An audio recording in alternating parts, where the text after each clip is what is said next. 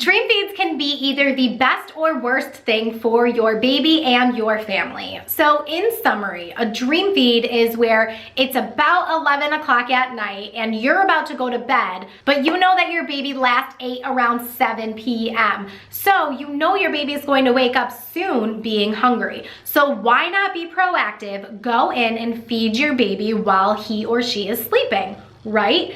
Sounds like it will help stretch their sleep longer so that you can get a nice chunk of sleep in the beginning of the night. So for some parents, this works amazingly and it is great, but for other parents, it ends up waking up the baby, stimulating them too much, and it doesn't end up being productive. My general rule of thumb with dream feeds is go ahead and try them if you want to.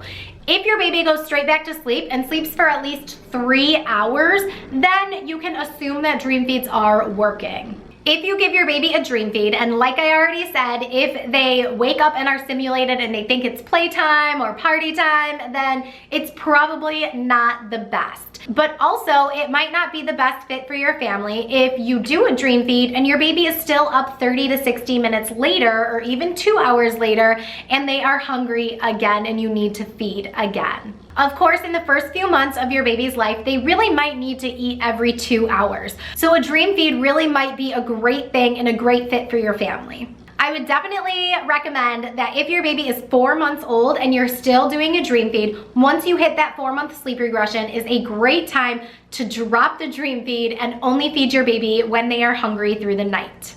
If you're not sure if your baby needs an overnight feeding anymore, 110% recommend asking the pediatrician and only the pediatrician, because your pediatrician is the only person who has access to your child's weight, height, growth chart, and they know if your baby still needs a feeding or not throughout the night.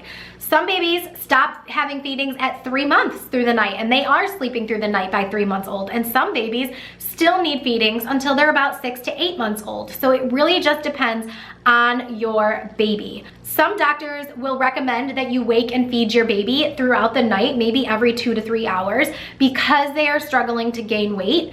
And other doctors will say, absolutely not, your child is in the 90th percentile. They do not need to wake to feed throughout the night, so drop it.